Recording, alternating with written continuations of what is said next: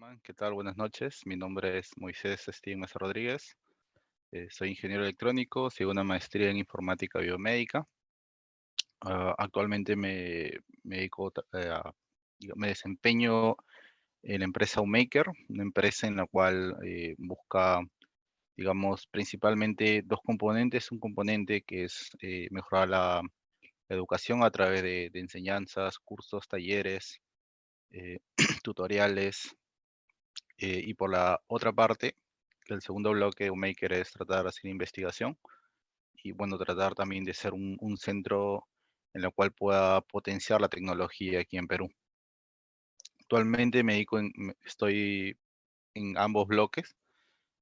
Por la parte de enseñanza dicto cursos de lo que es Python, eh, microcontroladores como los PIC, la nueva familia, los Enhanced Mid-Range con el MPLAB XIDE y es su plugin Code Configurator. También el curso de Node-RED, enfocándonos en todo lo que es la creación de la interacción con bots, con Telegram, la parte de dashboard eh, y toda la parte de Node-RED de por sí es todo un mundo. También trabajo en lo que es la parte de Raspberry Pi, justamente viendo toda su potencialidad como una computadora de bolsillo. Y bueno, actualmente estamos abriendo estos nuevos cursos. El primero es el de aplicaciones de la Raspberry Pi, usando, digamos, el lenguaje de programación Python, pero orientado a lo que es procesamiento de señales, procesamiento de imágenes, lo que es Machine Learning y un poquito de Deep Learning. ¿Ya? Sabemos de que estos temas, cada un tema son 6 meses digamos, de facultad. Es todo un semestre en la cual puedes trabajar, por ejemplo, lo que son señales y sistemas. Tienes, por ejemplo, otros 6 meses, otro ciclo en el cual ves, por ejemplo, Mate 4, Mate 5, en la cual te fundamenta, digamos, todo lo que es la parte de transformadas, ¿no? De ahí pasas a transformada de Fourier, y bueno, de ahí ves más que todo aplicaciones, ¿no? Filtros. Generalmente se trabaja con el lenguaje de programación MATLAB, y por ahí algunos Octave, que es, bueno, su símil en la versión libre. Sin embargo, MATLAB es un lenguaje privativo, es un software privativo, como ya muchos saben, y digamos, constantemente hay que ir actualizando las licencias. Aparte, digamos, de que es un poco difícil, digamos, tratar de hacer como un emprendimiento a través de código MATLAB, ¿no? Sabemos de que siempre tienen el tema de sus licencias, ¿no? Problemática. Pero por otra parte tenemos los software libres, que son muy, muy, muy buenos. Por ejemplo, tal vez algunos por ahí habrán escuchado Processing, que es un lenguaje, digamos, en la cual te permite hacer aplicaciones desktop. También te permite hacer, por ejemplo, interfaz de usuario más que todo, ¿no? Y también tiene un buen performance para lo que es eh, trabajar con manipulación de imágenes, ¿no? Por otro lado tenemos en la parte de Python, ¿no? Python, librería para todo casi, ¿no? Librería, digamos, para todo lo que es, por ejemplo, lo básico con el Core, su Python Core. Tienes, por ejemplo, programar con página web con Django, Tornado, etcétera, ¿no? Tienes, por ejemplo, para programar todo lo que es procesamiento de señales, tienes, por ejemplo, scikit-learn o sklearn o scpy, por ejemplo.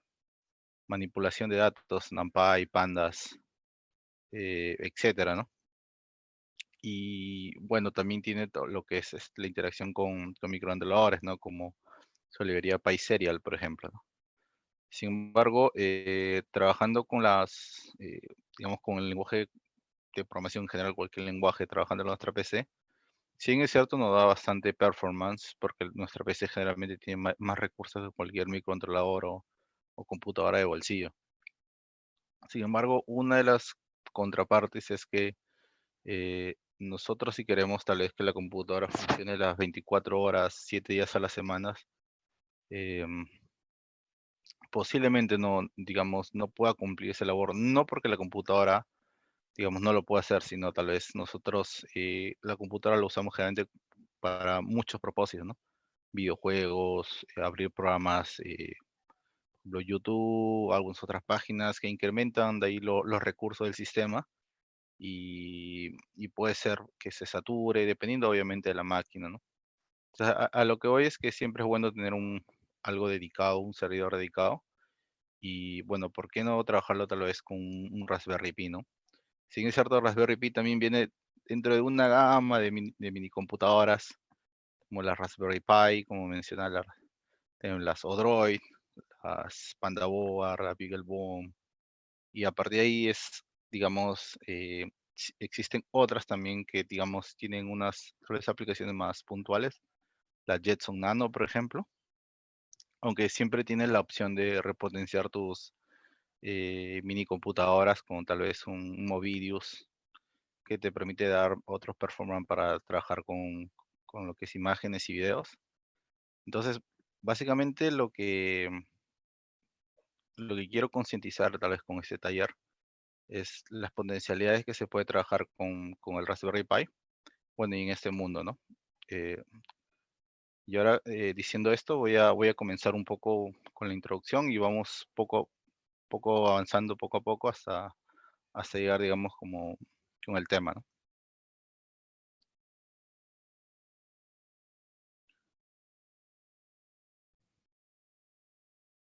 Ok, bueno, como comenzaba, vamos a hablar de todo un poquito. Primero sobre la Raspberry Pi. Justo es la computadora core del curso, ¿no? Digamos, y también, bueno, de múltiples proyectos, ¿no? ¿Por qué elegimos generalmente una Raspberry Pi? Porque es un ordenador completo del tamaño de una mano. El consumo es mínimo, por ahí podría ser debatible. Eh, el tamaño es pequeño, sí, sobre todo, digamos, las versiones que tiene, ¿no? Ahora vamos a ver un poco más de las versiones. Tienes Raspberry Pi desde el tamaño digamos, de una mano, hasta Raspberry Pi del tamaño, digamos, de la mitad de una mano, ¿no? Tenemos Raspberry Pi 0, tenemos la Raspberry Pi, el Compute Module, que se le dice, que es otro, digamos, para colocar a través de sockets. Es súper barato, alrededor de $35. Aquí en Perú lo encuentras alrededor de 250 soles, más o menos, un poco más, un poco menos, depende, digamos, de la casa que te venda. Sin embargo, ¿cuál es digamos, la funcionalidad de esta PC? Es que viene todo listo para que simplemente lo enchufes a una toma eléctrica, le cargues una memoria micro SD que va a funcionar como un disco duro y que te permita, digamos, levantar un sistema operativo funcional para que puedas levantar todo tipo de códigos. Ese es justamente digamos, el jale de la Raspberry Pi, ¿no?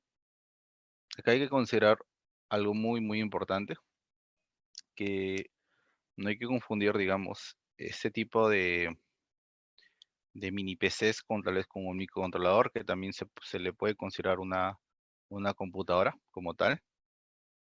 Sin embargo, la diferencia entre los microcontroladores son que los microcontroladores no tienen un sistema operativo como tal. Recordemos, el sistema operativo es un poco más complejo su definición, tiene que encargarse digamos, de manejar todo lo que es la parte del hardware y también la parte del software, pero a un muy, muy alto nivel. Eh, Sin embargo, tal vez una extracción más simple de los sistemas operativos también puede caber en los microcontroladores, ¿no? Como, por ejemplo, los FreeRTOS, RTOS o los Duinos, por ejemplo. Sin embargo, no se comparan, digamos, a un sistema operativo como tal. Es más que todo tratan de emular ciertas características de los sistemas operativos para orientarlos a microcontroladores. No es un sistema operativo como tal, tiene ciertas funcionalidades. Entre ellas, por ejemplo, bueno, no es la palabra correcta decir paralelismo, pero te permite trabajar procesos simulando ser paralelos. Eso cuando trabajas con microcontroladores bueno, que solamente tienen un núcleo, ¿no? Pero bueno, hoy en día existen microcontroladores que tienen dos núcleos, las SCP-32, por ejemplo, o las Parallax que tienen 8 núcleos, ¿no? En la cual tú puedes correr independientemente, digamos, algún proceso. La Raspberry Pi como tal tiene, digamos, una historia curiosa, ¿no? La Raspberry Pi nació básicamente en un proyecto en Inglaterra, en Reino Unido, en la cual buscaba justamente crear una tarjeta en la cual todo el mundo pueda utilizarla, de los niños, hobbyistas, personas, digamos, que no es, que están ajenas a la ciencia de la computación, pueden inmiscuirse en este mundo, ¿no? Las primeras versiones de la Raspberry Pi fue basadas en un Atmega eh, 1821, me parece que era el código, no recuerdo exactamente el código. Eh, esta primera Raspberry Pi justamente tenía esta característica, fue más o menos por los años en la cual se creó Arduino, así que digamos, eh, bueno, no me atrevería a decir, pero tal vez si se hubiese ido por esa línea de microcontroladores, hubiese sido, digamos, como el boom, o sea, no hubiese existido, creo, el Arduino, ¿no? Porque tenía casi la misma filosofía y trabajaba casi con un core muy, muy parecido de la familia Atmega de Atmel, ¿no? Que ese tiempo existía todavía Atmel, ¿no? Hoy en día ya lo compró Microchip y es parte de su suite de micros, ¿no? Entonces, como comentaba, tenía esa filosofía. eh, Sin embargo, ha ido evolucionando esa tarjeta. O sea, las primeras versiones generalmente lo pusieron, digamos, en páginas en la cual tú podrías colaborar con esta idea, en la cual te ofrecían, digamos, trabajar con una computadora de bolsillo funcional y que le puedes instalar un sistema operativo, digamos, libre. Yo recuerdo que cuando estaba en los primeros ciclos de la universidad, ya por el 2010, un amigo colaboró con el proyecto de Raspberry Pi. Creo que pagó unos $5 más o menos. Y solo de curioso lo pagó, porque le pareció una excelente idea. Me recuerdo claramente el día cuando me dijo, oye, estoy colaborando en este proyecto, un proyecto que se llama Raspberry Pi. Y a los meses, en agradecimiento por esa colaboración, fue muy pequeña, fue simbólica, le regalaron una Raspberry Pi. Y recuerdo que probamos en esos entonces, todas las funcionalidades de la Raspberry Pi, en ese entonces la Raspberry Pi 1. Y de ahí justamente nos dimos cuenta de toda la potencialidad que podría hacer, ¿no? Hoy en día Raspberry Pi es todo un boom, ¿no? Hay muchísimas versiones de la Raspberry Pi. Ahora vamos a leer un poquito más de eso. Entre las versiones de la Raspberry Pi, tenemos, bueno, entre las actuales, primero vamos de las antiguas, ¿no? Tenemos la Raspberry Pi la 1, en la cual te permitía, digamos, tenía entradas, digamos, para trabajar con esos televisores antiguos. Em, mm, Creo que esa entrada se llama RCA, no recuerdo bien. Te permitía justamente conexión con esas computadoras y con Python tú podrías crear, por ejemplo, tal vez un código en el cual tú puedas, digamos, interaccionar con la pantalla, ¿no? Eso, y también podrías incluso hacer interfaz gráficas con TK Inter o PyQt, que en ese entonces era una versión más antigua, no recuerdo bien la versión de PyQt, pero permitías también hacer interfaz gráfica, ¿no? Em, Sin embargo, digamos, la performance no era tan buena, generalmente era muy, muy lenta en ciertos procesos. Bueno, eso le hablo de esos entonces, más o menos 2010, 2009. Ahora en las versiones actuales de la Raspberry Pi tenemos, bueno, tal vez la Raspberry Pi, tal vez más con la cual se podría trabajar, creo yo, actualmente en una máxima explotación, desde mi punto de vista, sería desde la Raspberry Pi 3. Em, digamos, esta tiene básicamente un performance, bueno, relativamente adecuado, o sea, comparándolo con la Raspberry Pi 4 actual, que es la última que ha salido. Por ejemplo, la 3, centrándonos en la 3, tiene una memoria RAM, por ejemplo, de 1 GB. Si bien es cierto, no es algo cuantioso, pero te permitía hacer muchas, muchas cosas interesantes. La Raspberry Pi 4 actualmente tú tienes versiones de RAM, ¿no? Tienes RAM de 1 GB, 2 GB, 4 GB y futuros proyectos piensan implementarle muchísimas más gigas. Entonces, este proyecto está creciendo bastante y lo interesante es el precio, ¿no? El precio generalmente lo mantienen constante en alrededor de $35. Por ejemplo, la versión 3B está a $35 y la versión 4 está costando $35, ¿no? Alrededor de eso. Hay otras alternativas a la Raspberry Pi dentro de la familia Raspberry Pi, en la cual tenían otros tipos de uso, ¿no? Tal vez el tema de la portabilidad, como la Raspberry Pi Zero, en la cual originalmente, digamos, nació sin estas características del Wi-Fi y el Bluetooth, pero estábamos en la movida de lo que es el IoT, en la cual los dispositivos tratan de conectarse a la nube y que tengan un tipo de conectividad como Wi-Fi y Bluetooth, que son más que todo redes personales de un área personal, la red SPAN que le dicen. Entonces, a partir ya del año más o menos 2018 más o menos salió esta versión de la Raspberry Pi Zero que ya cuenta con tanto el Bluetooth Wi-Fi, ¿no? Y a partir de la versión ya también de la Raspberry Pi 3 también incluye estas características, ¿no? Eh, lo también interesante es el sistema operativo en el cual maneja la Raspberry Pi. Em, Su sistema operativo está basado en un Debian. Y bueno, generalmente los Debian tienen la extensión .dev, ¿no? También se le dicen .dev también. Bueno, este sistema operativo lo interesante es que trató de reducir lo máximo el tema del consumo energético, tal vez de aplicaciones extra. Y bueno, te da la opción de que tú puedes instalar una versión light del sistema operativo para evitar, digamos, que consumas muchos recursos, ¿no? Y también que mejore tal vez, por ejemplo, el tema del boteo, etcétera, ¿no? Em, ¿Cuándo es bueno trabajar con un Raspberry Pi, con un sistema operativo, un Raspbian, por ejemplo, Lite? Cuando tienes, por ejemplo, poca RAM, ¿no?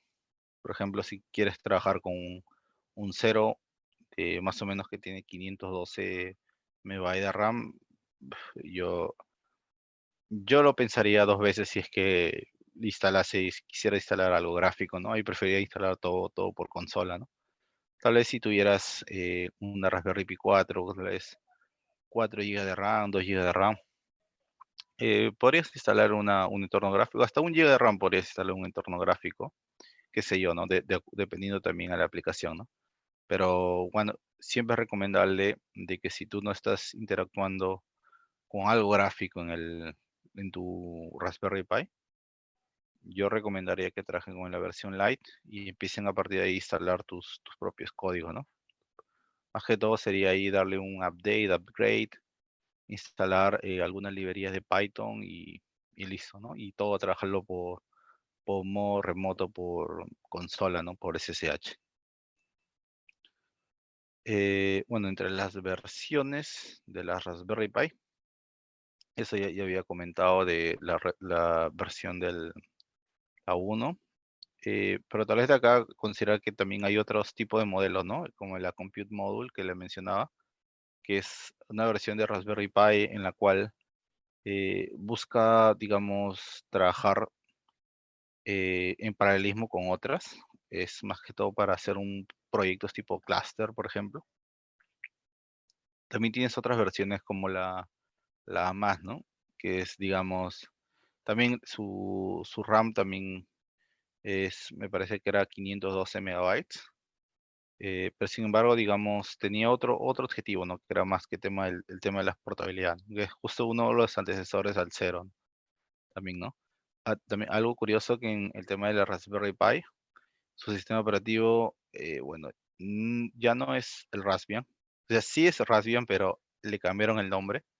Ahora se llama Raspberry Pi OS, en la cual tú tienes opciones en la cual, como mencionaba, tienes una versión light en la cual tú puedes instalar el sistema operativo. Es súper sencillo. Raspberry Pi ahora tiene una opción para que tú puedas clonar. Primero, descargar la ISO directamente, sin necesidad de entrar a su página y descargar la ISO oficial. Automáticamente este IDE te descarga el sistema operativo y lo instala una memoria micro SD, que siempre es recomendable trabajar con una memoria micro SD de por lo menos 16 gigas de capacidad. Siempre es recomendable, ¿no? Obviamente el usuario podría trabajarlo de la manera que sea, clase 10 por lo menos, y se nota cuando uno trabaja con una memoria micro SD clase 4 y clase 10, ¿no? La velocidad es súper, súper, súper lenta en la versión 4, y sobre todo esto se vuelve más lenta cuando trabajas digamos, por SSH, tal vez si solamente está la conectividad de la Raspberry Pi es por Wi-Fi, y tú digamos, obviamente te conectas remotamente, es mucho más lento trabajarlo con una memoria clase 4 que con una memoria clase 10, ¿no? La de 10 te ayuda un montón. Pero siempre, siempre hay también la alternativa de que puedas trabajarlo con una memoria clase 4, hagas todos tus proyectos, y cuando por ahí testeas, porque digamos, esto es más que todo cuando quieres testear la funcionalidad, no tanta la velocidad. Sabes de cajón que la clase 4 no te va a ayudar mucho, pero digamos, si tienes por ahí, puedes testearlo, y si por ahí te corre bien todos tus códigos, sin importar mucho tal vez el tiempo, la latencia digamos, de ejecución del comando, podrías al final clonarlo, ¿no? Justamente este IDE de Raspberry Pi te permite clonar a una memoria, ¿no? Y ahí trabajarías tu memoria SD de clase 4 y una memoria SD de clase 10. Clonarías la información del clase 4 en la clase 10, ¿no? Eso es generalmente lo que yo hago antes de comprar una memoria de clase 10. Trabajo con memoria de clase 4, y si todo me funciona bien, me compro una memoria de clase 10 y lo clono. Si por ahí no me parece algo crítico, simplemente lo sigo trabajando con la clase 4. Entonces son gustos personales. El IDE del Raspberry Pi actualmente, digamos, em, en la versión del sistema operativo que se le dice con desktop y recommended software, viene, digamos, todos los software esenciales para poder trabajar con Raspberry Pi, para que le puedas dar directamente una aplicación, ¿no? Eso sí hay que tener bastante en cuenta, de que es la diferencia totalmente con la Lite. Aquí tú puedes, digamos, por ejemplo, trabajar con un IDE como Tony o Jenny, que también yo soy bastante fan del IDE Jenny, más que todo porque me ha salvado de varias. Cuando trabajaba con la versión de Raspberry Pi, la 1, por ahí la 2, ciertos procesos se lentajeaban, y siempre cuando abría con el Jenny, eh, como es un IE súper ligero, casi nunca se me presentaba problema, ¿no? Y bueno, hoy en día creo que los demás IDEs que existen pueden trabajar tranquilamente. Sin embargo, personalmente y por costumbre trabajo bastante con el IDE Jenny, ¿no? Ok. Entre otros software importantes que tiene Raspberry Pi es el Node-RED. El Node-RED, que aunque tal vez en una primera instancia podría parecer un software súper sencillo, es esa sencillez que te permite, digamos, mirar hacia algo más complejo, ¿no? Si tal vez, digamos, partamos de algo complejo como algo sencillo para seguir avanzando, lo complejo, lo muy, muy complejo, ya no se vuelve muy, muy complejo, sino se vuelve simplemente complejo. Y cuando posteriormente, digamos, de ese software que estás trabajando, lo vuelves complejo, ese, digamos, muy, muy complejo que le sigue, y que para tal vez en una primera instancia era muy, muy, muy, muy, muy lejos, ahora solo se vuelve muy, muy lejos, ¿no? A lo que voy es que con el software, la facilidad de los software te permite hacer cosas complejas, sencillas, ¿no? Y tú vas escalando, ¿no? Esa es una facilidad y una filosofía también del Node-RED y los softwares que son basados en flujos, ¿no? Como el Node-RED, ¿no? Raspberry Pi viene por default instalado el Python. Hoy en día sabemos de que existe, bueno, dos versiones de Python. Sin embargo, la versión 2 ya dejó de existir. Tenemos la versión 3. eh, Creo que la última versión de Python es 7, me parece. Em, pero igual es totalmente funcional la Raspberry Pi para las librerías, ¿no? Sin embargo, tenemos que verlo de dos puntos, tal vez también de la experiencia del usuario trabajando con sistemas operativos eh, libres, ¿no? Por ejemplo, si previamente se tiene experiencia con Linux, manejar un Raspberry Pi es, digamos, se te va a hacer la vida un poco más sencilla, ¿no? Trabajar con consola, con Bash, trabajar con Fish, Dash, otros tipos de terminales, y consolas tienes muchas, ¿no? Terminator, Wake, Xterm, y dependiendo para cada gusto, ¿no? Wake te permite hacer, bueno, prácticamente reconoce la tecla F12. Si tú aprietas la tecla F12 aparece ese terminal, y si aprietas nuevamente F12 desaparece, ¿eh? Y te permite hacer split de pantalla del terminal para que por ahí en una pantalla spliteada puedes abrir un SSH con otra PC, por ahí otro proceso por terminal y otro split, trabajar de esa forma, ¿no? Y probar, por ejemplo, un cliente de MySQL, etcétera, ¿no? Entonces te da la ventaja manejar lo que es el sistema operativo, o sea, si ya tienes experiencia con sistemas operativos basados en el proyecto GNU Linux, ¿no? Justamente le estaba comentando esto. Eh, Eso tal vez es un problema que yo tengo de que como he trabajado, digamos, eh, casi todo mi vida universitaria con Linux, algunas veces, digamos, por ahí eh, suelo, digamos, asumir también de que, digamos, que todo el mundo utiliza este sistema operativo, ¿no? Entonces, por eso algunas veces hablo de comandos y de esta parte. Em, digamos, ¿por qué es súper importante trabajar con este sistema operativo? ¿Por qué? Porque te permite y te abre todo un mundo de posibilidades para que puedas trabajar con mini computadoras, ¿no? No solo la Raspberry Pi, sino trabajar con otras computadoras, digamos, para otras aplicaciones, como mencionaba la Jetson Nano, por ahí una BeagleBone.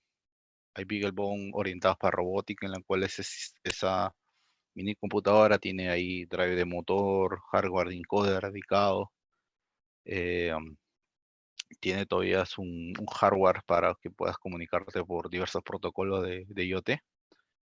Y toda esa comunidad de computadoras, casi el 99% me atrevería a decir, utilizan software derivado de este proyecto, ¿no? GNU Linux, ¿no? Por ahí hay versiones en la cual podrías instalarle un Windows, pero todo parte de la filosofía, ¿no? El hardware, generalmente de Raspberry Pi, tiene esa orientación a ser un hardware libre, y su software también debería tener esa orientación de una perspectiva, digamos, libre, en la cual uno lo podía replicar. Obviamente requiere de conocimientos y un background técnico, pero técnicamente lo podrías replicar. Y por ahí Windows tiene una filosofía un poco más de comercio, ¿no? Que no está mal, me parece, eh, está bien que cobres por tu trabajo. eh, y es por eso que tal vez no, tal vez esa filosofía, ¿no? Hoy en día esto es debatible porque sí se ha abierto bastante a todo lo que es la comunidad GNU Linux. Acá un paréntesis, ¿no? Se dice GNU Linux como nombre, pero bueno, es muy común mencionar estos sistemas operativos como Linux, ¿no? Más que todo por la fama precedida que tenía el proyecto Linux antes de juntarse con el proyecto GNU, ¿no? Y bueno, es como cuando en vez de comprar una pasta dental dices que vas a comprar un colino. Es muy parecido así, ¿no? La gente se le ha quedado bastante ese nombre. Bueno, entonces te abre un mundo de posibilidades trabajar con Linux. Puedes trabajar con cualquier computadora de bolsillo. También puedes trabajar por ejemplo, con algunos híbridos, ¿no? Por ejemplo, hay una versión de Arduino que es el Arduino U, en la cual tiene un Dragino, tiene un sistema operativo y también tiene un microcontrolador, ¿no? Y a partir de ahí hacen comunicación. Me parece súper chévere también esa filosofía en la cual puedes trabajar un micro, no, este trabajaría más con procesadores y el otro un microcontrolador, ¿no? Aunque hoy en día también viendo de que Arduino generalmente es una de las placas más famosas para hacer todo lo que es dispositivos maker generalmente, eh, digamos, ha encajado bastante bien con el proyecto Raspberry Pi. El proyecto Raspberry Pi ahora en la actualidad ha sacado también su versión de microcontroladores, ¿no? Una es el Raspberry Pi Pico, en la cual también busca, digamos, suplir esa carencia, digamos, de un microcontrolador nativo de la empresa y de la fundación Raspberry Pi para que pueda interactuar, ¿no? ¿Cuál es la ventaja de este Raspberry Pi Pico? Es que tienes buenos GPIO para que puedas controlar cualquier otro dispositivo y sin tener esa preocupación de que puedas dañar a través de los GPIO de la Raspberry Pi, ¿no? Eh, entre otras cosas también tienes, por ejemplo, ADC. El Raspberry Pi Pico puede trabajar con ADC y justamente es algo, una carencia que tal vez los makers siempre rescataban, ¿no? Y siempre decían de que por qué la Raspberry Pi no tiene ADC, ¿no? Aunque la solución era muy simple, pues te podrías comprar un ADC externo y listo, y adquirías datos. Pero siempre la comunidad maker tenía esa filosofía, ¿no? De que esté más integrado, ¿no? Y por eso más que todo nació un micropart, ¿no? Bueno, como comentaba, básicamente para trabajar con estos tipos de Raspberry Pi y todas sus aplicaciones es necesario un conocimiento, digamos, básico, se podría decir, de lo que es sistemas operativos Linux. Y bueno, ya hablando de la aclaración que es GNU Linux, también conocer, bueno, para lo que es el Python, no necesariamente, porque justamente lo que se busca aquí es dar más, eso, fundamentar todo lo que es la parte del Python. Eh, yo he podido ver personalmente, digamos, de que cuando se enseña a Python, directamente se va a la parte de las aplicaciones, usar los comandos, y eso está muy bien, ¿no? Eso está muy bien. Sin embargo, hay una parte esencial de que generalmente no se explica y no queda muy bien claro. Realmente cuando me dicen cuando un lenguaje es compilado, ejecutado, siempre esa definición te dice, digamos, de que Python es ejecutado y C es compilado. Sin embargo, por ahí eso podría ser debatible, ¿no? Porque Python también es compilado. Y por ahí alguien me puede escribir, no, ¿qué estás hablando? ¿Cómo Python va a ser compilado? Pero justamente es porque le falta explicar esa etapa fundamental de Python. Que generalmente no se explica, es el core de Python, que es el corazón de Python, ¿no? Python está escrito en C, em, y como tal, lo que tenemos que hacer es básicamente esta filosofía de primero ver lo que es el corazón de Python, y sobre ese corazón de Python está lo que es Python, ¿no? Ese corazón de Python generalmente es lo que le llaman el CPython, el que le dicen, que es muy diferente a Cython, que es una librería de Python que te permite optimizar código de Python para convertirlo o por ahí optimizarlo con lenguaje C, sino que CPython, eh, digamos, es un, un core en la cual tiene la parte de lo que es la máquina virtual de Python y tiene lo que son los bytecodes, tiene lo que es la parte de la compilación justamente para que pueda trabajar en esa máquina virtual. Yo les invito a que puedan leer muchísimo más porque ahí se entiende un montón de cosas de Python que generalmente no se entiende. Hay un montón yo les invito a que vean videos en YouTube en la cual te dicen hackeando Python, en la cual te ponen un ejercicio en Python y tú, o sea, uno que dice, bueno, yo sé Python, resuelve ese ejercicio y al final sale otra respuesta. Y la respuesta, uno se rompe la cabeza y dice, no tiene sentido eso.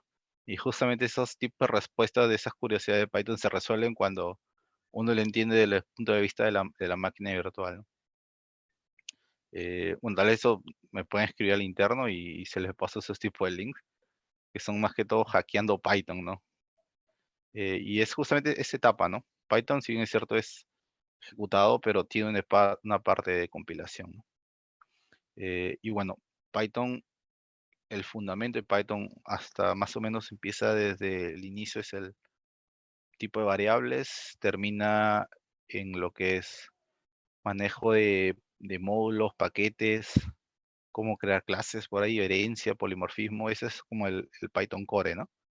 Después del Python Core, depende si le quieres ir para lo que es la parte de PS, PDI, súper recomendable manejar con Pandas, NumPy, Matplotlib y Seaborn, ¿no? Que es justamente, y CPy, ¿no? Que justamente es el paquete de CPy.org, que es la organización de CPy que digamos, da mantenimiento a estas librerías, ¿no? Que también son open source y más que todo depende de la comunidad, ¿no? El desarrollo de estas librerías.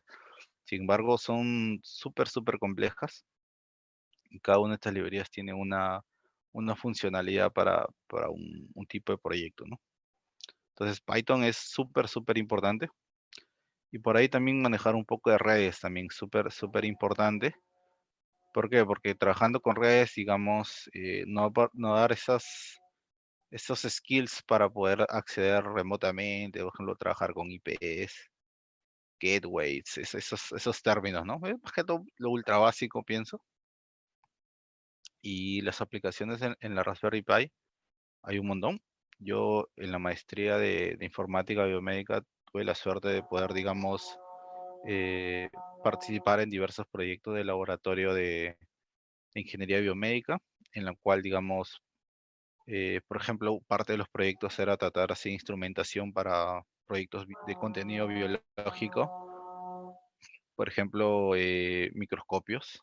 En vez de trabajar con un microscopio súper caro, podrían usar un Raspberry Pi, hacían un procesamiento de imágenes ahí y listo, le daban aplicaciones. Por ejemplo, hay un proyecto bien famoso, por ejemplo, hay ciertos tipos de reacciones de bacterias que te dan colores y de hecho, por ejemplo, la prueba del embarazo, por ejemplo, también cambia de colores y que siempre esos colores es más que todo para la facilidad del humano para que pueda, digamos, diferenciar y discriminar, ¿no?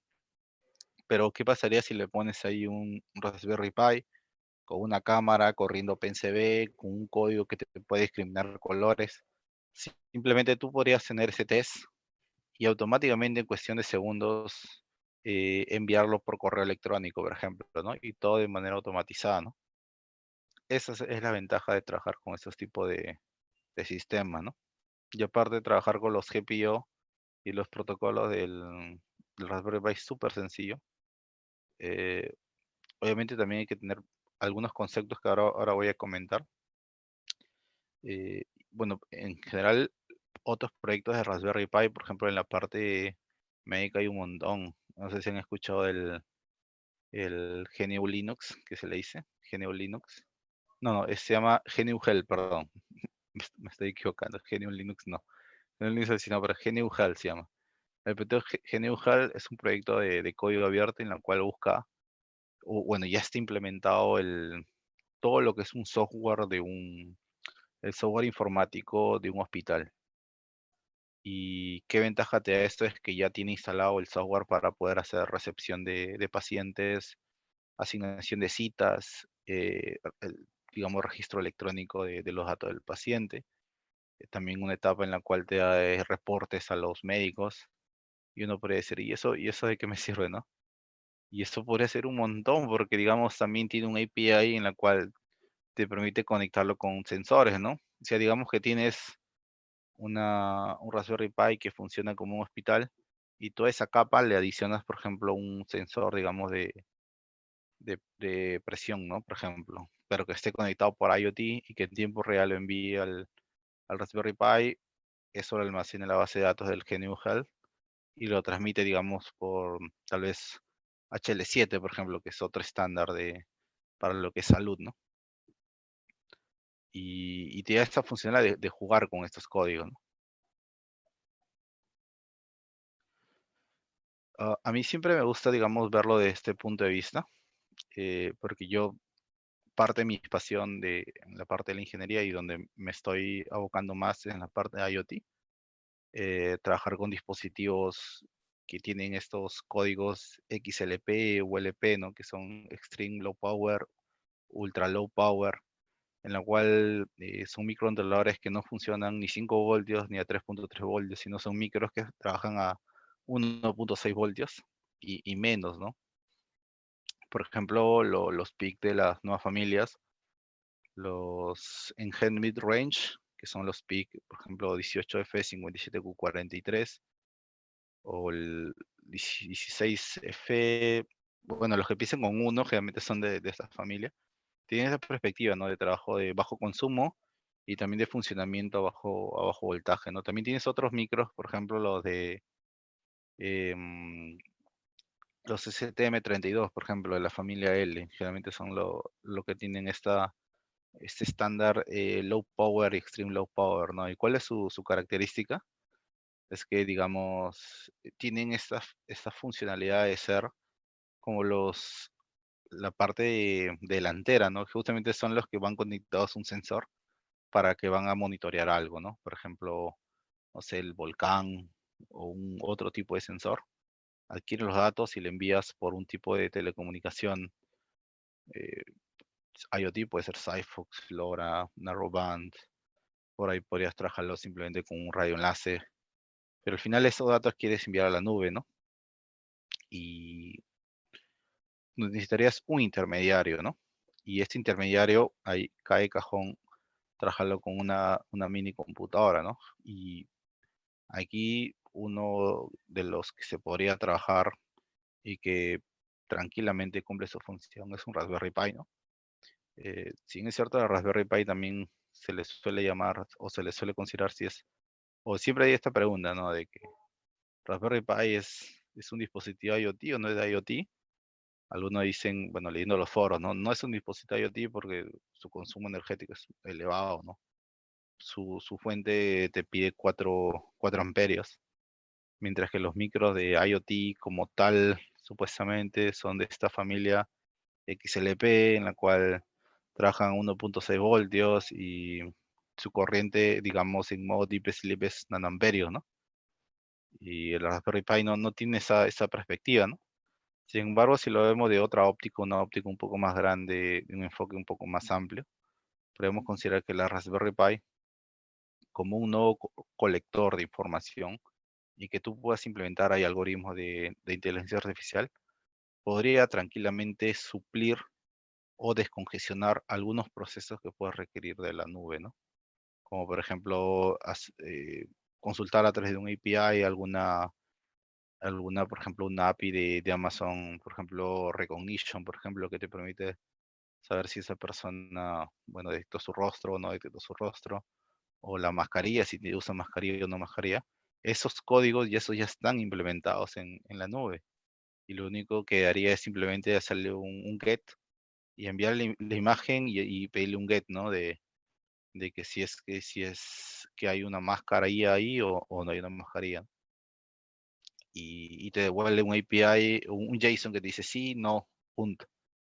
Pero en cambio tú lo puedes replicar esos procesos en tu PC, ¿no? Ahí deberías usar tal vez alguna librería como Scikit-Learn por ahí, ¿no? Eh, o por ahí TensorFlow, que también es otra librería súper poderosa para todo lo que es redes neuronales, ¿no? Pero más que todo, este concepto de Raspberry Pi como un nodo central colector en esta etapa, en este mundo, ese ecosistema del IoT, es justamente donde encaja, ¿no? Como un nodo colector, ¿no? Si el Raspberry Pi tiene esa perspectiva, digamos, de tener algoritmos de inteligencia artificial, ese es el enfoque que le da el Edge Computing, ¿no? Y por el otro enfoque de que de la Raspberry Pi pueda funcionar como un nodo por ahí que, digamos, que evite la saturación tal vez de las comunicaciones a la nube, que por ahí puede ser de que la conexión es baja, la latencia es baja, digamos, la conectividad en ese lugar es muy mala. Podrías también tener esa perspectiva de la Raspberry Pi como no colector. Y eso vendría a ser la filosofía del fog computing, ¿no? La niebla, ¿no? que hace como un nodo en la cual recepciona los datos para evitar que sature la nube, ¿no? Y si le das esa inteligencia para que tome decisiones cuando la nube se pierde la conectividad con la nube, esa es la filosofía del Edge Computing, ¿no?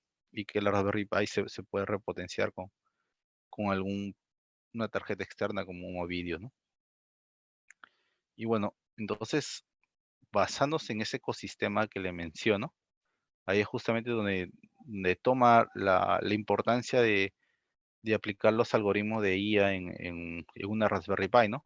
Porque tal vez me pueden preguntar, ¿por qué una Raspberry Pi y por qué la Raspberry Pi puede ser lenta? Me dicen, no, es lenta, mejor corro los algoritmos en mi PC, ¿no? Y la verdad es que sí, podrías correr tu PC, pero tu PC lo pondrías tal vez en un pueblito recolectando información. No creo, ¿no? Ahí tendrías que comprar un servidor, ¿no? Sin embargo, el tema del espaciado tendrías que tener mucho cuidado en esto. Pero la Raspberry Pi es sencilla, chiquita, sencilla, no ocupa mucho espacio. em, digamos, tranquilamente lo podrías poner en el techo de una casa y estar trabajando, ¿no? Bien, ¿no? Y por ahí controlando remotamente, ¿no? De esa perspectiva de ese performance que te brinda más una mini computadora, es justamente la ventaja de Raspberry Pi, ¿no? Y en ese ecosistema del IoT o por ahí puede ser de que tú puedas implementarle, digamos, esa perspectiva del edge computing, ¿no? Y ahí es donde radica justamente el tema de las redes neuronales, donde tú podrías darle inteligencia a esa computadora, pero ese el tema de inteligencia también es un poco debatible, ¿no? Que una máquina es inteligente y que otra máquina no es inteligente. Sabemos hoy en día que hay una máquina llamada Deep Blue que le ganó a un ajedrecista famoso, creo que era Garry Kasparov en un juego de ajedrez, y podría considerarse que la máquina es inteligente, ¿no? Pero la máquina es inteligente tal vez, pero solamente en ese aspecto. El humano, si le pones a hacer, digamos, cosas, cualquier tipo de cosas te lo hace, bien o mal, pero te lo hace. Pero una máquina, digamos, tú tendrías que ponerle un montón de casos para que pueda adaptarse, ¿no? Y ahí justamente es otro tipo de enfoque de inteligencia artificial que es más por reforzamiento, que busca justamente que esas máquinas puedan, digamos, aprender, pero solitas, ¿no? O con estímulos. Pero bueno, aún está en pañales, ¿no? Más o menos todo este mundo de las redes neuronales nació en el 57, ¿no?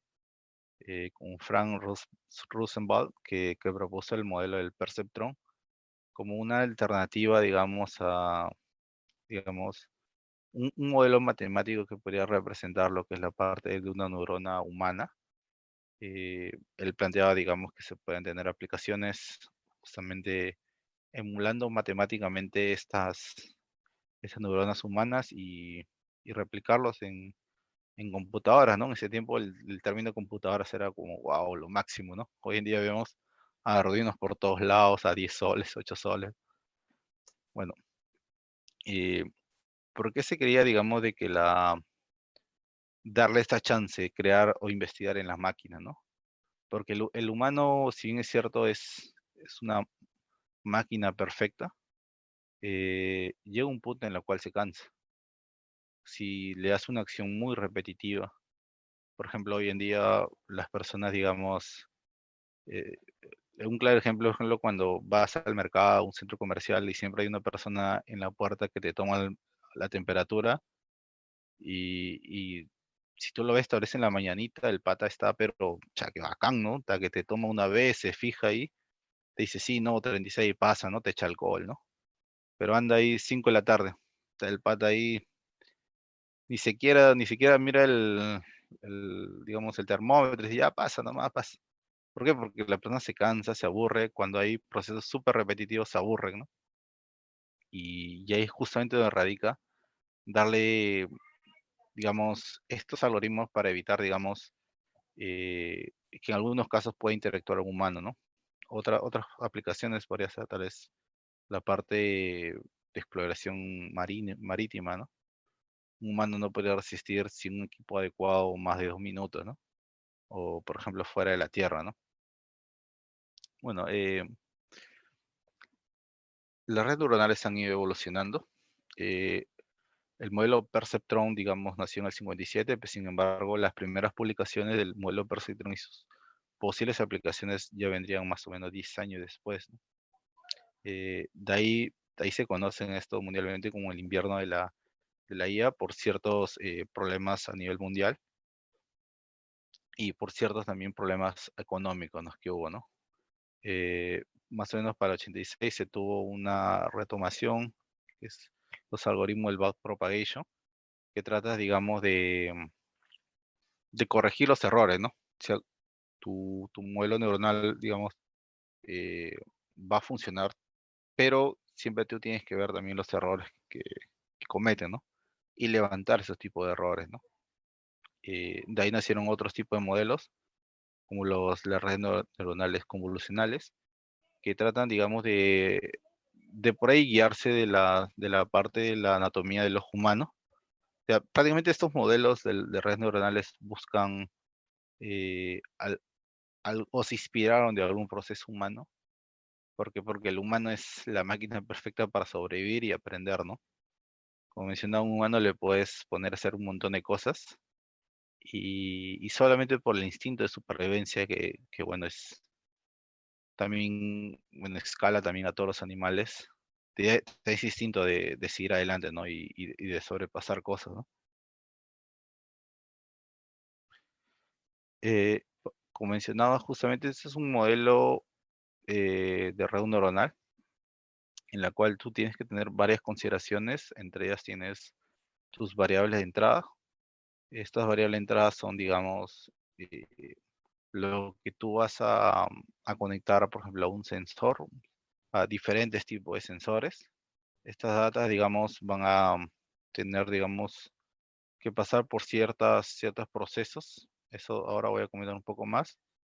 Son más que todo unas multiplicaciones matriciales, parte de la representación del modelo matemático de la neurona, pasa por una función de activación y si es posible y depende, digamos, del programador, pasarlo a través de otras capas ocultas, ¿no?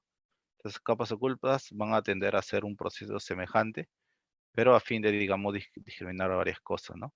La idea de aquí es que tú puedas, digamos, generar un resultado, ya sea un resultado único, puedes tener varios resultados, y a partir de ahí, pues, digamos, generar un tipo de error para que puedas, digamos, solventar ciertos procesos que tal vez por ahí cumplió mal, ¿no?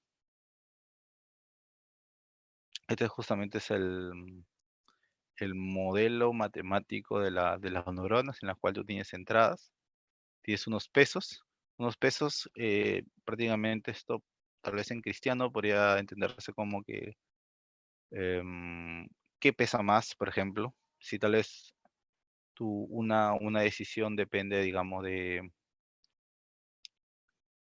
por ejemplo, no sé, tú quieres invertir en algo y una decisión podría ser tal vez la parte económica podría ser una decisión, otra decisión podría ser depender del tiempo, otra decisión podría ser tal vez o sea, del tiempo me imagino tal vez el ambiente en el cual, el terreno, lo otro podría ser tal vez sobre la religión del país, podría ser. Y tal vez si tú consideras tal vez la influencia del dinero con respecto a la influencia tal vez de la religión del país, tú podrás decir, ¿no?, de que sí, la religión del país por ahí influye en tu decisión, pero eso influye tal vez, si lo ponemos del 1 al 10 tal vez como un 1, como un 2 por ahí, ¿no? Y la parte económica influenciará como un 8, como un 9, porque eso depende bastante. O sea, todo influye en un modelo probabilístico, incluso también todo tiene una cierta probabilidad, y en este caso vendría a ser todo tiene un cierto peso. No es nada, esto no influye, esto sí influye, todo influye, pero cada uno tiene un cierto peso, ¿no? No es que todo sea 100%, ¿no? Uno podría ser un 5% tal vez, o un 1%, pero sí tiene un peso. Entonces, más que todo es la idea. Por ahí la idea de las vías podría entenderse de que si tú tienes un modelo en la cual tú puedes clasificar con el BIAS tienes esta opción, digamos, de poder mover, digamos, esta parte de clasificación. Es más que todo como un comodín, lo podría decir en mis palabras, y tal vez esto se pueda debatir, para, digamos, ayudarte justamente en estas toma de decisiones, ¿no? Finalmente, tú pasas por una operación matemática que es una multiplicación de matrices y tienes que pasar a través de una función de activación. Esta función de activación justamente es la que en realidad hace la decisión final dependiendo de esas entradas, los pesos que le das y las vías, ¿no? Y a partir de ahí tú le das una salida, ¿no? Eh, ¿Dónde puedes implementar todo esto de las redes neuronales? Eh, bueno, podrías trabajar o con hardware dedicados si es que tratas de hacer desde un punto de vista más de investigación de modelos. Si quieres un modelo aplicado, tienes, por ejemplo, las librerías como TensorFlow. Hay incluso la librería TensorFlow Lite, que les invitaría incluso para que vean videos de YouTube. Y todas las aplicaciones del TensorFlow Lite y que eso se puede incluso hasta... Hay como librerías incluso para microcontroladores. Sin embargo, digamos, TensorFlow Lite también tiene una versión para Raspberry Pi, ¿no?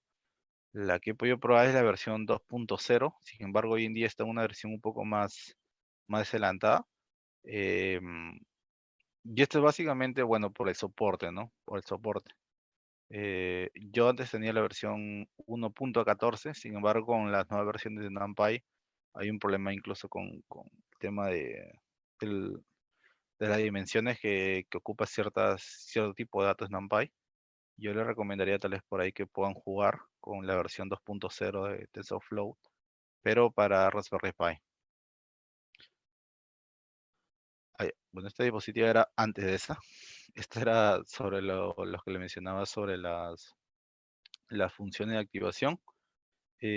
Bueno, la función de activación básicamente es- hace una decisión dependiendo, digamos, de las entradas, ¿no? De la operación, ¿no? Cada función de activación, porque son muchísimas más, trata de tener algún tipo de aplicación, ¿no? Em, no sé, tal vez una parte binaria, simplemente tratar de discriminar ciertas cosas.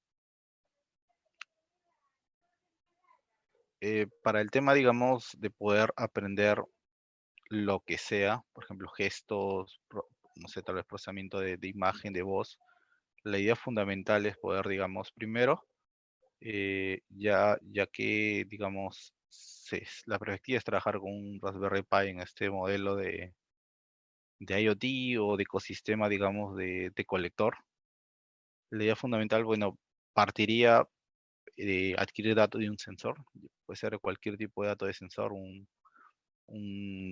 ejemplo, un MPU 6050, un EPU 9250, que son, digamos, variantes. La diferencia tal vez podría ser de que los Raspberry Pi, perdón, los MPU, el 6050 son más que todo, tienen solamente acelerómetro, em, giroscopio y tienen básicamente estos, por eso justamente se le dicen de seis ejes que le dicen. El MPU 9250 tienen lo que es un componente más, que es el magnetómetro. Esto se le llama una IMU. Y que es lo que te permite justamente hacer posicionamiento inercial, ¿no? ¿Y para qué sirve eso? Digamos, para ver la posición o cómo haces el movimiento de algo, ¿no? Aplicaciones, de aquí tienes miles. Entre estas, por ejemplo, podrías tener el tema de, de ver si hay un movimiento, por ejemplo, de una persona y poder ver si tal vez lo hizo correcto, o sea, centrarnos en una persona que ha tenido, por ejemplo, un accidente cerebrovascular. De ahí, una vez que se tenga esos datos del sensor, la idea es pasar a hacer un tema de normalización, porque, digamos, ese sensor, digamos, puede darte varios tipos de datos. Ahí generalmente donde radica más aquí es cuando tú trabajas con sensores no lineales, ¿no? Si por ahí le das un sensor en lo que es lineal, aquí ya no necesitas nada, ¿no? Porque ya sabes más o menos la lógica que trabaja el sensor, ¿no? Pero si es un sensor no lineal, ahí es donde radica justamente la idea, ¿no? De trabajar con redes neuronales que su aprendizaje, digamos, es independiente, digamos, a esta parte, ¿no? La normalización es súper importante, como mencionaba, de que la información que llega del sensor puede ser variado, puede ser, digamos, tal vez de que un tipo de dato sea en una escala tal vez del 0 al 100 y otro tipo de dato que te envía es del 0 al 1, por ejemplo. Y si bien es cierto, la red neural podría aprender a partir de esos datos, lo ideal sería darle una etapa de preprocesamiento en la cual trabajes con, por ejemplo, un escalado, de que todos tengan un escalado. Acá hay un montón de métodos de poder hacer escalamientos. También súper importante ver el tema de la imputación, de que si los datos que llegan por ahí son faltantes, o podrías, tendrías que hacer tal vez una forma en la cual tú podrías cubrir esos espacios, ¿no? Podría ser la media, podrías llenarlos todo con cero, dependiendo, ¿no? Todo depende de la aplicación que quieras hacer, ¿no? Lo siguiente podría ser también el tema de convertir todo lo que es la parte de valores categóricos, o entonces en general, ¿no? Si quieren hacer en general, ¿no? A numérico, ¿no? Ya viene más para el tema de lo que es la codificación, ¿no?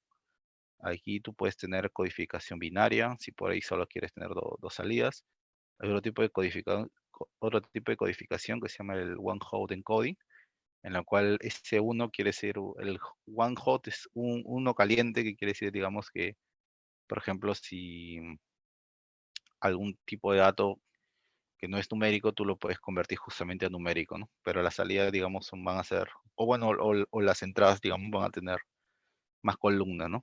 Ah, son más inputs, ¿no? Pero también es súper importante si quieres, o sea, una técnica, por ejemplo, simplemente podría ser convertirlo a numérico, ¿no? O sea, o entero, ¿no? Un tipo de codificación entera que se le dice, en la cual tú, por ejemplo, pones de que todos estos movimientos o todos estos datos de entrada, tú lo etiquetas con, por ejemplo, no sé, que todo esto es como un 1, ¿no? El otro movimiento es como un 2, ¿no? Etcétera, ¿no? Lo otro es que toda la información recolectada, dividirlo entre datos de entrenamiento y datos de test, y para que después tú puedas probar con tus datos de entrenamiento y finalmente este, hacerlo las pruebas en tu dato de, de prueba, ¿no? Que justamente es la parte donde tú vas a probar los datos, ¿no? De ahí también lo importante, súper importante, es establecer los hiperparámetros, que son, por ejemplo, el tema de las números capas ocultas que vas a trabajar en tu red neuronal. Eh, También el tipo de, um, de cuántas etapas vas a trabajar para que pueda, digamos, aprender este modelo, entre otras, ¿no? Tienes también una siguiente parte en la cual se entra más en la etapa de la validación, y sin caer en lo que es, hay unos conceptos que eso se explicará, el underfitting y overfitting, que digamos, testeamos de que el 100% tienes un 100% de accuracy, ¿no? Que es una de las medidas para poder, digamos, tener esto, saber si un modelo es verdadero o se salió bien o mal, ¿no? Hay otros tipos también de validaciones, pero esta etapa es súper importante para ver si de verdad cumplió o no cumplió. Y finalmente eso es portarlo en un microcontrolador, ¿no? Esa es más que todo la idea fundamental de cómo poder, digamos, adquirir datos, normalizar, codificar, eh, digamos, establecer algunos hiperparámetros, validar, y finalmente, digamos, exportarlo a un microcontrolador o simplemente exportarlo o que se quede, por ejemplo, en la Raspberry Pi para que pueda ejecutar, ¿no? Em, Justamente parte de UMaker, lo que buscamos es poder, digamos, como bien mencionaba al inicio, brindar todo el tema, digamos, de las capacitaciones, asesorías, también generar el tema de investigación.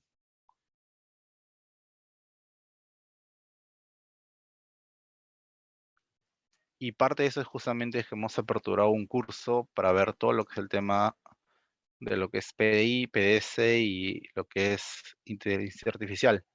Si ustedes, por ejemplo, ven el sílabus, es súper, súper, súper completo, pero también es, por ahí se puede decir apretado, ¿no? Sabemos, como ya había mencionado, procesamiento de señales, clase 1, procesamiento de señales, ¿no? Todo lo que es, por ejemplo, clase 5, perdón, es lo que es SciPy, NumPy, sistemas LTI, transformada de Laplace, serie de Fourier, pero aquí recuerden de que es más que todo orientado a las aplicaciones y cómo trabajarlo con librería de Python, ¿no?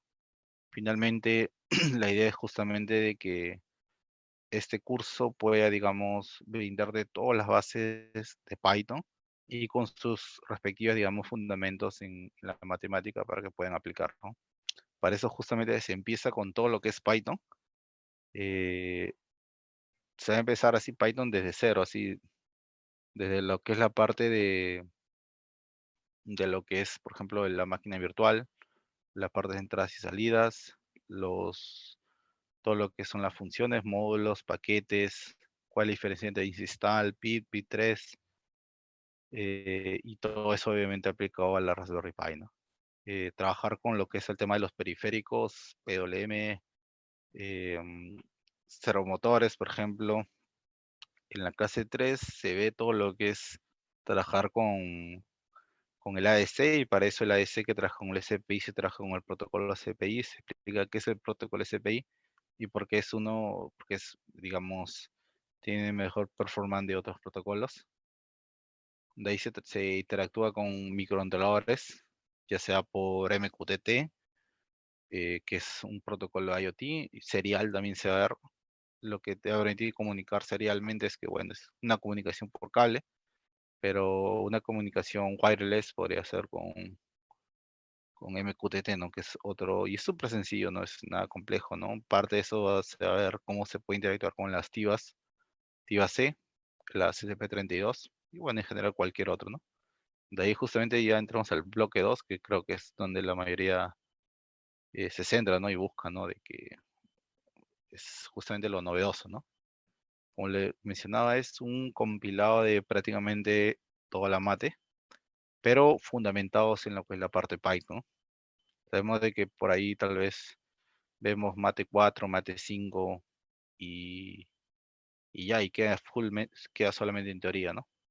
Lo que buscamos acá es justamente ver las aplicaciones y todo con herramientas que se pueden ejecutar en Python, ¿no? Entre ellas tenemos, por ejemplo, lo que es trabajar con transformadas zetas. La librería Signal de SciPy tiene transformadas zetas y cómo trabajarlos. Con la librería Signal también se puede trabajar con tema de filtros, y trabajar con algunos tipos de sensores para, digamos, ver temas ya de aplicaciones, por ejemplo, de instrumentación, ¿no? Eh, También hay un componente de lo que es la parte de PDI, en la cual se va a utilizar, creo que casi todas las clases con la Raspicam.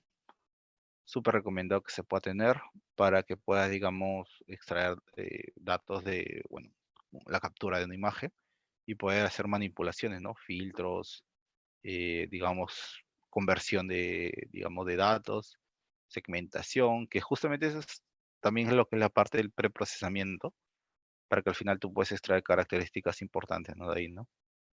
De ahí se iría con el tema, digamos, de la parte RNA, pero este es súper, súper aplicado, como mencionaba. La parte del perceptron, esa parte del perceptron se podría trabajar en Python, así, línea a línea, código. Por ahí la multicapa podría trabajarse también, pero donde se va a centrar en la parte del TensorFlow y todas sus librerías. También trabajar con Keras, porque justamente te brinda interacción con microcontrolador. Y sí, básicamente es trabajar con las librerías. Y finalmente lo que se busca es justamente se pueda hacer una aplicación con la Raspberry Pi. Lo que se plantea es trabajar por ahí un robotcito que pueda detectar, digamos, objetos y a partir de ahí hacer un seguimiento o no, ¿no? De esta parte. Pero igual lo que se busca justamente con este curso es que pueda, digamos, darle otra segunda oportunidad justamente a todas esas matemáticas que por ahí hemos olvidado y que se puede aplicar aplicando librerías de Python, ¿no? Como SciPy, Scikit-learn, NumPy, Pandas, ¿no? Y todo eso compilado en una Raspberry Pi. Altamente recomendado. Bueno, creo que ese sería todo conmigo. La idea era de hoy, más que todo, motivarlos justamente a trabajar con Raspberry Pi y todo lo que es el entorno del software libre y también invitarlos a lo que es el curso.